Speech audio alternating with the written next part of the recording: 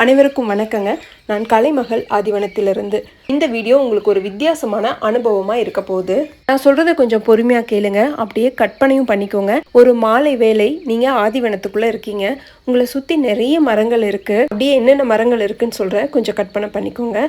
உங்க கண்ணுக்கு முன்னாடி அத்தி மரம் இருக்கு, பக்கத்திலேயே ஒரு நாவல் மரம், அதுக்கு பக்கத்துல ஒரு பெரிய தென்னை மரம் ஒரு வரிசையா இருக்கு. அந்த தென்னை மரத்துக்கு பக்கத்திலேயே முருங்கை, மூங்கில், அதுக்கும் பக்கத்துல சீத்தாப்பழம், அதுக்கு அடுத்து இலந்தை, இப்படி நிறைய மரங்கள் இருக்கு. அங்கிருக்கும் பறவைகள் பகல் பொழுது முடிந்து இரவு நேரம் நெருங்குவதை உறுதிப்படுத்தவும் தன் கூட்டுக்கு திரும்பவும் ஒன்றோடு ஒன்று பேசிக்கொள்கின்றன. அது ஒரு அழகான மாலை நேரங்கிறதுனால சூரிய ஒளி மங்க தொடங்கி இருக்கு.